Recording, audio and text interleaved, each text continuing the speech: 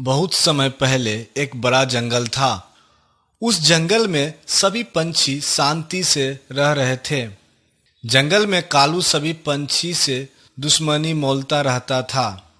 उसी जंगल में कालू के घर से कुछ दूर तोता, कबूतर और उल्लू भी रहते थे। सभी पंछी का मंत्री चील था। एक दिन सभी चिड़िया दाना लेने जाती है। आज तो जल्दी घर लौटना पड़ेगा, नहीं तो सब मेरा खाना चुरा लेंगे। साथ ही कबूतर और तोता भी जाते हैं। मैं तो आज भरपेट खाऊंगा। ठीक है, चलो भी सही। हाँ हाँ, वो रहा लाल टमाटर, आज तो मजे से खाऊंगा। सभी पंछी अपने घोंसले से दूर दाना लेने गए हुए थे। तभी अचानक जंगल में भूकंप आ जाता है। सभी चिड़िया हैरान हो जाता है। हे भगवान, मेरे घर को बचा लेना, किसी का घर बचे या न बचे। जाता हूँ जल्दी से, नहीं तो घोंसला जिस डाल पे है वह डाल बहुत ही कमजोर है। उल्लू बेचारा दिन में इधर उधर घूम रहा था। मेरा घर कैसा है, पता ना गिर तो न गया। अगर गिर गया होगा तो मैं कहाँ रहूंगा। चील सभी पंछी के पास आते हैं। कोई घबराओ मत, सब पेड़ के नीचे से हट जाओ। पेड़ भूकंप के कारण गिर सकता है, भूकंप तेज है। चील की बात को मानकर सभी पंछी आकाश में एक साथ आ जाते हैं। मंत्री जी, अब क्या होगा? हम सब अब कहाँ रहेंगे? कितना मेहनत से घर बनाया था। चुप उठ कालू, तुम्हारा घोंसला मजबूत डाली पे है। हम सब का क्या होगा पता नहीं। मैं तो बर्बाद हो गया। मैं इतना बदनसीब है कि मैं कुछ देख नहीं पाऊंगा। लो भाई, सब सत्यानाश हो गया। इस तरह सभी पंछी आकाश में ही लड़ने लगते हैं। तुम सब इसी तरह से लड़ते रहोगे तो समस्या का समाधान कैसे ढूंढेंगे? चील सबको समझाते हैं। तभी अचानक सभी पंछियों के घर टूट जाते हैं। सब पंछी बहुत दुखी हो जाता है, लेकिन पता नहीं मेरा घर टूटेगा या बचेगा। अब तो जाकर ही देखना पड़ेगा।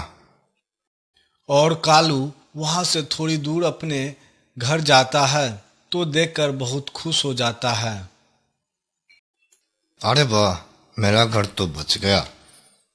अब मैं आराम से रहूंगा और सभी पंछी इधर उधर भटकेंगे। अब कालू के घर को छोड़कर सभी पंछी का घर टूट चुका था। सभी पंछी चिंतित थे कि अब क्या करेंगे। तब तोता सबको एक उपाय बताता है। हम सब मिलकर चील के पास चलते हैं। अब वही कुछ उपाय बताएंगे। वे मंत्री है तो कुछ हमारी भलाई के लिए सोचेंगे। हाँ, ये बात तो सही है, मगर हम क्या कहेंगे? नहीं, हम नहीं जाऊंगा किसी के पास। वे मंत्री है, क्या हुआ? हम सब कहीं नहीं जाऊंगा। तुम ये कैसी बात करती हो? अभी हम सब मुसीबत में हैं। अभी गुस्से में कोई काम नहीं होगा। सभी को समझदारी से बात करना पड़ेगा। इसी तरह तोता सबको उपाय बताता है और सब तोता की बात मानकर चील के पास जाते हैं। अरे, आप सब आ गए, बताइए क्या मदद करेंगे हम? मंत्री जी, हम सब का घर भूकंप के कारण टूट गया है। अब हम कहाँ रहेंगे? ठीक है, सब सही हो जाएगा। पहले आप सब कुछ खा लें, भूख लग गया होगा। आप सब अंदर आइए। चील सबको अपने घर के अंदर ले जाते हैं और कुछ अनाज के दाने खाने के लिए सबको देते हैं। लीजिए, खाइए, आराम से, अपना घर है, घबराने की कोई जरूरत नहीं। सब अनाज खा लेते हैं और कहते हैं, मंत्री जी, अब आप एक और एहसान हम सब पर कीजिए। आज रात हम यहाँ पर सो जाएंगे और कल कोई उपाय निकालेंगे। जी मंत्री जी, हम सब बहुत थक चुके हैं, आराम कर लेते हैं।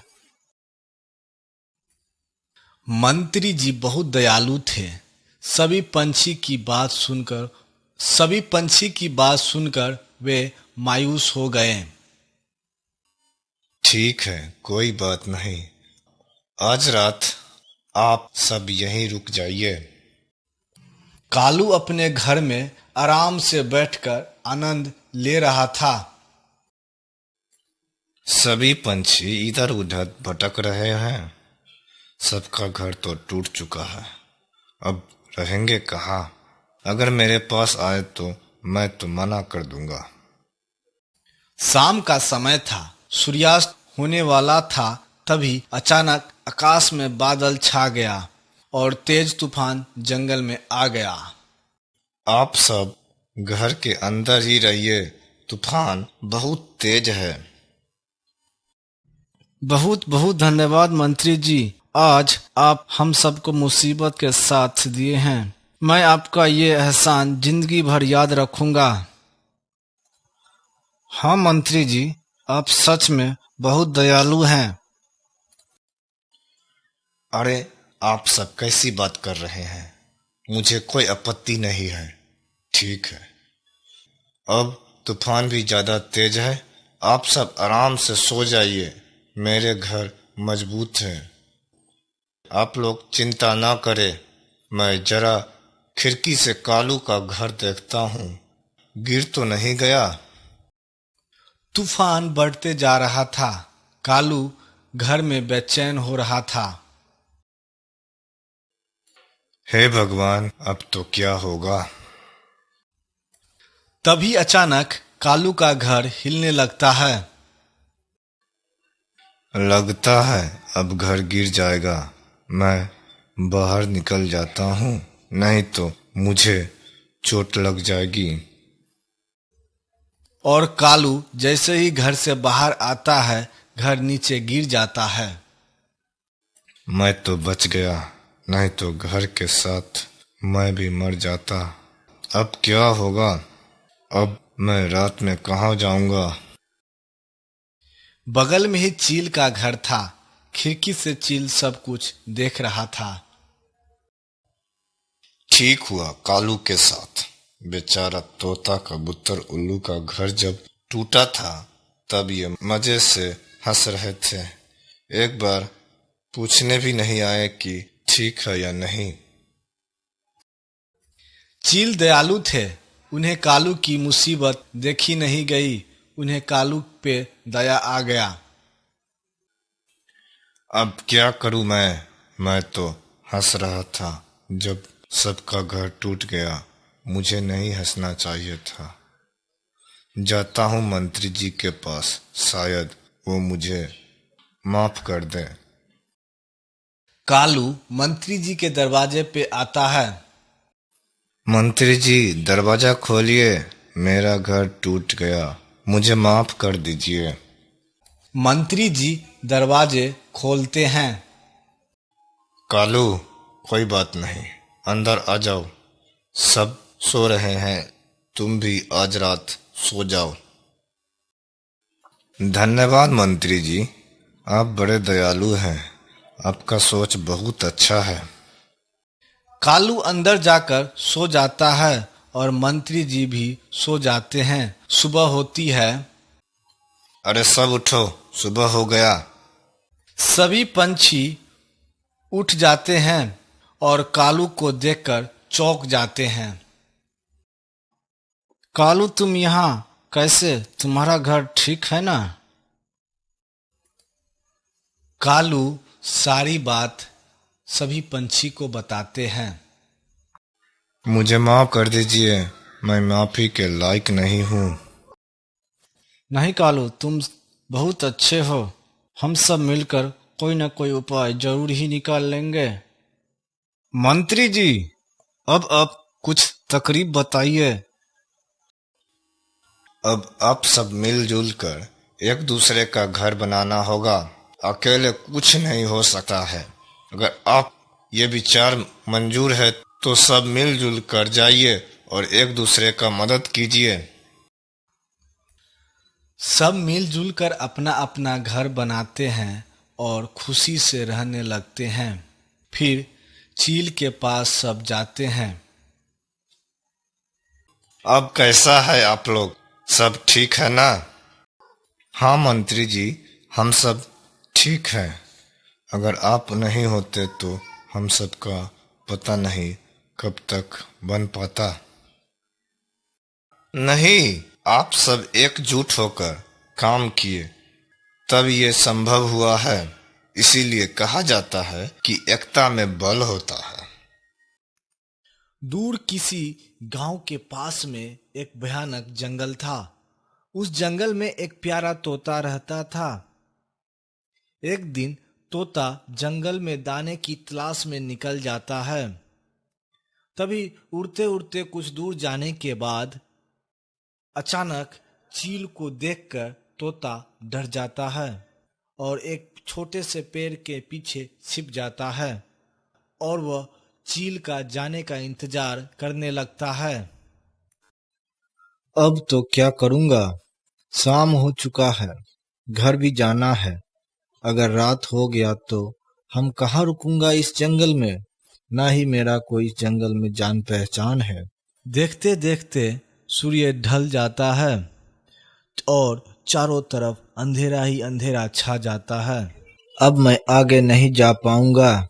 इधर उधर देखता हूँ, शायद कोई घर मिल जाए। तोता इधर उधर देखता है तो उसे एक घर दिखाई देता है। इन्हीं से मदद मांगता हूँ। तोता जाके घर का दरवाजा खटखटाता है और वह काला कौआ का घर था। कौन है जो दरवाजे को जोर जोर से पीट रहा है? पागल हो? चैन से सोने भी नहीं देता। चलिए जी, दोनों मिलकर दरवाजा खोलते हैं। कहीं चोर डाकू होगा तो? सही बोलती हो। अगर चोर डाकू होगा तो मैं उसे मारने के लिए लाठी भी ले लेता हूँ। फिर कालू कौआ और गोरी दोनों डरते डरते दरवाजा खोलता है। मेरा मदद कीजिए। मैं पास के जंगल में रहता हूँ। मैं अनाज की तलाश में इस जंगल में आया हूँ। फिर सारा बात तोता कालू कौआ और गोरी को बताता है। नहीं नहीं, आज के समय किसी अनजान पे भरोसा नहीं करना चाहिए। अपना घर जाओ। मेरा जंगल यहाँ से थोड़ा दूर है और हम इतनी रात को अपने घर नहीं जा पाऊंगा। नहीं जी, चलिए सोने। मैं तुम जैसे को अच्छी तरह से जानता हूँ। घर में घुसने के बाद फ्री के खाना भर पेट खाओगे और फिर सुबह चल दोगे। भागो भागो यहाँ से, फालतू पंछी को पनाह नहीं देते हैं। इतना बोलकर कालू और गोरी अपने घर का दरवाजा बंद कर लेती है। तभी तोता मन ही मन सोचता है, अब जाता हूँ किसी और के पास। कोई तो भला पंछी होगा इस जंगल में जो हमारी मदद करेगा। फिर तोता बुलबुल के घर के पास जाता है और दरवाजा खटखटाता है। कृपया मेरा मदद कीजिए। आज रात हमें अपने घर में आसरा दे दीजिए। मैं सुबह होते ही अपना जंगल चला जाऊंगा। अरे भैया, आप ये सब क्यों बोल रहे हो? अगर हम एक दूसरे का मदद नहीं करेंगे तो कौन करेगा? आइए अंदर चलिए, अंदर चलिए। अरे बहन, तुम कितना समझदार हो। भगवान तुम्हारी हर खुशी पूरा करे। भैया, आपको भूख लगी होगी, लीजिए कुछ अनाज, खाकर सो जाइए। फिर तोता अनाज खाकर सो जाता है और कुछ देर बाद सुबह हो जाती है। अरे भैया, उठिए, सुबह हो गया। अरे बहन, नींद तो बहुत अच्छा आया। मैं तुम्हारा ये एहसान जिंदगी भर याद रखूंगा। तोता जाते जाते बुलबुल को अपने थैले में से केले का एक बीज निकाल कर देता है। बुलबुल बहन, यह केला का बीज है। इसे अपने खेत में बो देना। बहुत जल्द ही इसमें केला फरने लगेंगे। तोता इतना कहकर वहां से चला जाता है। बुलबुल उसी समय केले के बीज को अपने खेत में बो देती है। चलो, अब तो बीज को बो दिए, अब जाती हूँ दाने लाने के लिए। फिर बुलबुल भोजन की तलाश में जंगल की ओर चली जाती है। जब काला कौआ और गोरी अपने घर से बाहर निकलता है तो उसे बुलबुल के खेत में एक सुंदर केला का पेड़ दिखाई पड़ता है। गजब हो गया, बुलबुल के खेत में जादू है। तभी तो रातों रात इतना सुंदर केला का पेड़ लग गया और फर भी गया। चुप करो, लगता है हम कोई सपना देख रहे हैं। पेड़ तो केला से लदा पड़ा है, मगर यह संभव नहीं है। आपको तो सब असंभव लगता है। तब तक बुलबुल खूब मजे से केला खाएगी। अरे गोरी, तुम चिंता मत करो, हम बुलबुल को केला खाने देंगे, तब न वो खाएगी। कैसे जी? हमको अब देखा नहीं जाता। कल तक तो बुलबुल के पास एक पेड़ भी नहीं था। अचानक यह केला का पेड़ कहाँ से आ गया? आओ गोरी, पेड़ के पास चलते हैं। यह सपना नहीं, जादू है। शायद बुलबुल कहीं छुपा के रखी होगी। वह दोनों पेड़ के पास जाता है और दोनों मिलकर केले तोड़कर खा लेते हैं। अरे, यह केला तो बहुत मीठे हैं। लगता है बुलबुल के इस पेड़ के बारे में कुछ मालूम नहीं। अगर उसे पता होता तो सुबह वह मीठे केले को छोड़कर अनाज लाने के लिए जंगल में सही कहा तुमने गोरी, यह केला का पेड़ अब हमारा है। अब बुलबुल को एक भी केला खाने नहीं देंगे। कैसे, कुछ हमें भी बताएगी? काला कौआ गोरी को सब आइडिया बता देता है। चलो गोरी, बुलबुल जब तक आएगी तब तक हम दोनों मिलकर अपने घर को बदल देते हैं। दोनों मिलकर बुलबुल का घर अपने घर से बदल देता है। कुछ देर बाद जब बुलबुल दाना लेकर आती है और जब केले के पेड़ को देखती है तो वह बहुत खुश हो जाती है। अरे, यह तो गजब हो गया। मैं तो सोचा था कि कुछ दिन लग जाएगा, लेकिन यह तो केला का पेड़ फर गया। बहुत सुंदर केला है। यह जरूर जादुई बीज है। फिर बुलबुल एक केला तोड़कर खा लेती है। उसके बाद अपने घर में जाती है तो पहले से दोनों मौजूद थे। अरे कालू और गोरी, तुम दोनों मेरे घर में क्या कर रहे हो?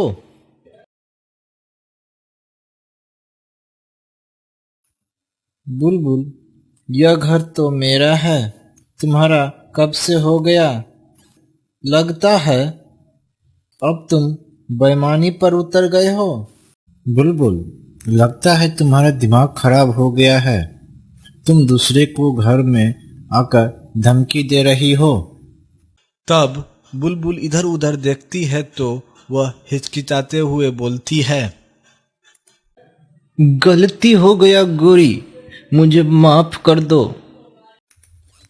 कोई बात ना बुलबुल बहन, ऐसा कभी कभी हो जाता है। तुम थक गई होगी, जाकर अपने घर में आराम करो।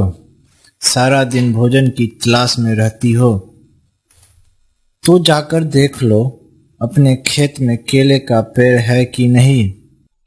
फिर बुलबुल सोचती है कि मैंने तो केला का पेड़ सुबह ही अपने खेत में लगाया था। गोरी, मेरा घर तो केले के पास था, तो उस पेड़ के पास कैसे पहुंचा? तो जाकर देख लो अपने खेत में केले का पेड़ है कि नहीं। यह खेत तो हमारा है और यह केला का पेड़ भी। जब बुलबुल इतना बोलती है तो काला कौवा गुस्सा हो जाता है। बुलबुल, अब तुम हमारे घर से जाती हो कि नहीं, या मैं हल्ला करूं? सभी पंछियों को पता है कि मेरा घर टूटा है और तुम इसे भी अपना बनाना चाहती हो। यह तो नहीं हो सकता। फिर बुलबुल रोती हुई अपने घर से चली जाती है। वह बार बार उस पेड़ के तरफ देखती थी, मगर कर भी क्या सकती थी। उसे अच्छे से मालूम था कि वह काला कौवा मारने लगेंगे। पता नहीं अब क्या होगा। एक केला का पेड़ था, वो भी नहीं रहा। इसी तरह कुछ दिन बाद उसी रास्ते से होकर तोता जा रहे थे, तो उसे लगा कि बुलबुल से जरा मिल लेते हैं, और तोता बुलबुल के घर जाता है। अरे भैया, आप वही हो ना जो मुझे केले के बीज देकर गए थे? फिर बुलबुल सारी बात तोता को बताती है। क्या करे भैया, काला कौवा से सब परेशान है। ये कौवा तो बड़ा चोर है, मुझे अच्छा सबक सिखाना होगा। हाँ भैया, ये कौवा बहुत बुरा है, मैं परेशान हो चुका हूँ। ये जंगल के किसी भी पंछी को केला खाने तो दूर, पेड़ के पास ठहरने भी नहीं देता है। बुलबुल बहन, इस बार तुमको जादुई रक्षक 3 बीज देता हूँ। इस बार जो तुम्हें परेशान पहुंचाएगा उसे खुद सजा मिल जाएगी। तोता फिर बीज देकर वहां से चला जाता है। फिर बुलबुल तीनों बीज को अपने खेत में बो देती है। कुछ घंटे बाद जादुई तीनों पेड़ हरा भरा हो जाते हैं, जो एक अनार, दूसरा आम और तीसरा अंगूर के थे। अरे वाह तोता भैया, आप कितना दयालु है जो मुझे इतना मदद किए।